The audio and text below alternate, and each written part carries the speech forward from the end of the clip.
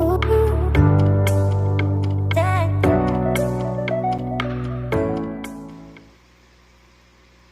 afternoon, chickadees. Welcome back to another day. I have been very on and off this month with not feeling terribly well, and so videos have been pretty sporadic. But I'm going to try again to get back to doing these every day. Okay, so there is a decent amount on over the next couple of days. I am going to cook for Sandy, and so some of what I'm going to do today is prep work for that. And the first thing I'm going to do, I have 9 eggs left in this carton, and I'm going to go ahead and cook those in the Instant Pot and do an egg salad for her and myself. So for her, I'm just using some of the normal Simple Truth mayo. Normally I would use Duke's, which is her favorite, but I don't have any, so I'm going to use that one. And then for my portion, I'm going to separate out some of the egg, and I'm going to use the OJ Cook Lemonaise Light. So basically this is 90 calories a tablespoon, and the OJ Light one is 60 calories a tablespoon, so that'll save me a little bit there. And then for hers, I'm going to add some Kinders and some stone ground mustard, which I'll also add to mine. And then in mine as well, I'm going to add some capers, which would be kind of like if somebody was putting relish in their egg salad. I don't have any celery, and I'm not going to put anything else in there. I'm just going to keep it super straightforward. So for these guys, I'm going to put them in my Chef IQ, which is like a little Instant Pot, and get those going first. All right, so the Chef IQ for eggs, let's see here. Select that to wake it. All right, so if we go eggs, hard boiled, it recommends doing them by steam. I could do them by pressure cooking, but let's look at what it wants to do steam-wise. So that I have between 7 and 12 eggs, and so basically it just wants to steam them for 18 minutes. So 1.5 cups of liquid and 18 minutes, and then just do an ice bath. Now I will say one of the really popular and common methods of doing hard-boiled eggs in the Instant Pot is what they call 5-5-5, which is 5 minutes under high pressure, 5 minutes manual release, and then 5 minutes in an ice bath. And I've put a couple of links in the description box for various ways that you can do it, but I'm just going to use what my cooker itself says.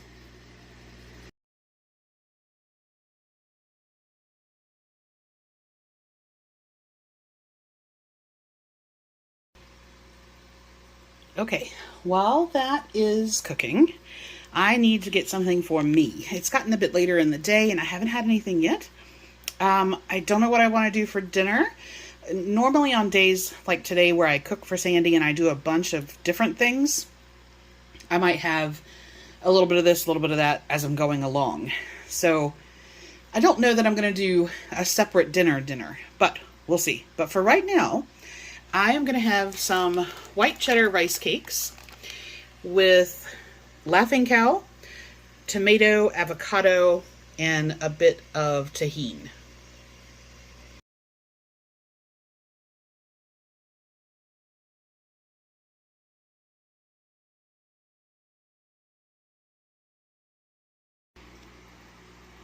All right, moving on to the next part.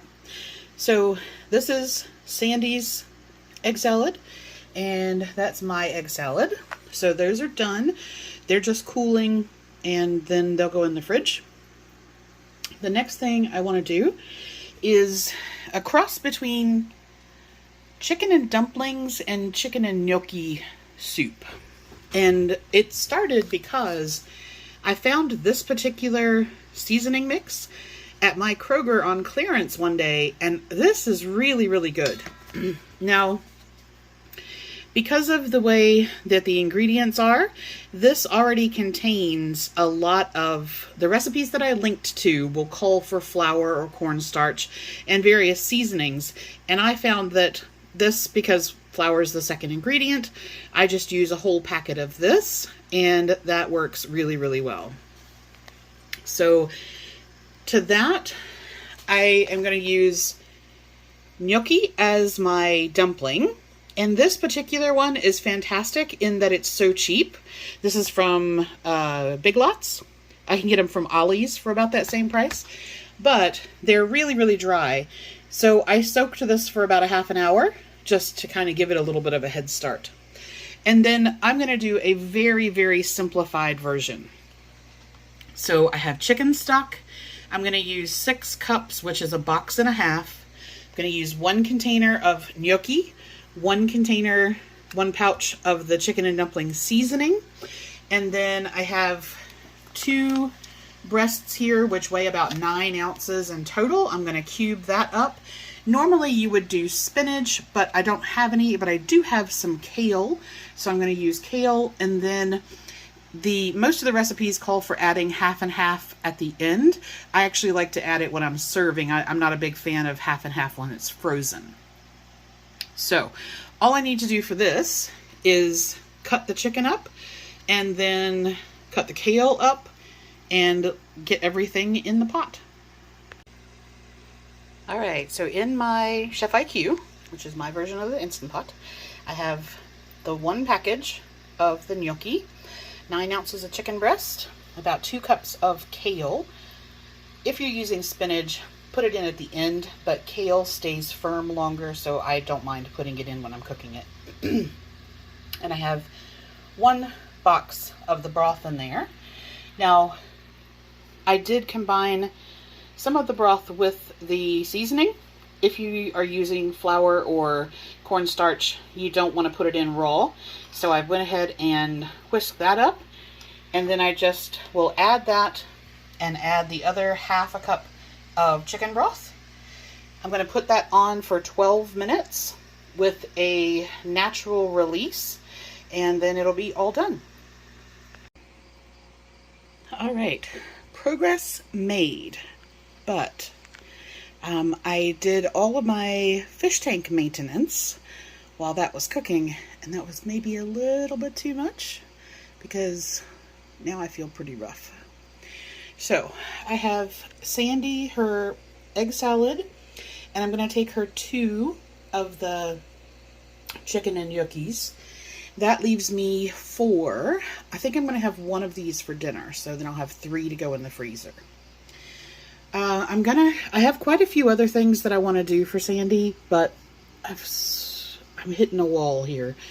So I'm going to do 1 more thing tonight, and then I will do some more tomorrow.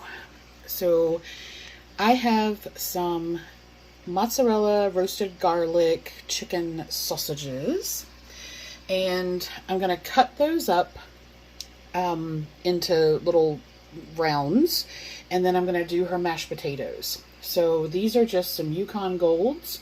I'm going to cook them in the Instant Pot for 8 minutes. And then one of the things that I want to do tomorrow is to make a German potato salad, a German rainbow potato salad. And so I'm going to cook some of these to make that. So I'm just going to go ahead and do everything all at the same time there. And then I think for me, for dinner, I'm going to have, I've only had those rice cakes today and then a bit of egg salad when I was putting that away. So I think what I'm going to do, I'm going to see if I have enough points for them, enough calories for them. I think I'm going to have 1 of the soups. And that is, if I remember correctly, 207 calories. If I have 1 of these sausages, the mozzarella ones are 160 calories each. So that's fine. Then I think I'll throw a couple of extra potatoes. Oh no, I've got the soup. So I think I'm going to do a salad with that. I'm going to have the soup, 1 of the sausages, and I'm going to put together a salad. And then that'll be my dinner. So that's where we're at for right now. All right, I threw another 2 potatoes in there, so I have 5, because I can always use mashed potatoes. I might do a like a KFC famous bowl copycat. So I'm going to go ahead and do 5 potatoes. I've just washed them off and cut them in half, and the skin should just peel right off.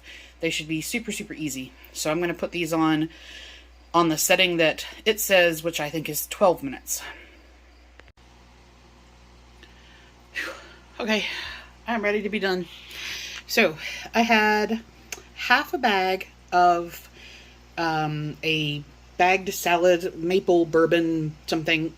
I had half of the veggies left. So I've put those on there. I have some grape tomatoes. I am sorry I'm all huffy and puffy. We've got thunderstorms coming through and it's really affecting my blood pressure. Grape tomatoes, avocado, and some cucumber. I'm not really going to do too much more. I took that sausage and cut that up. I'm just going to heat that up in the microwave. I have my soup I'm going to heat up in the microwave. I cut up the other 2 sausages for Sandy. So I've got those, and the potatoes are going to finish tonight, and then I'm just going to leave them and I'll work on doing the mashed potatoes and things tomorrow.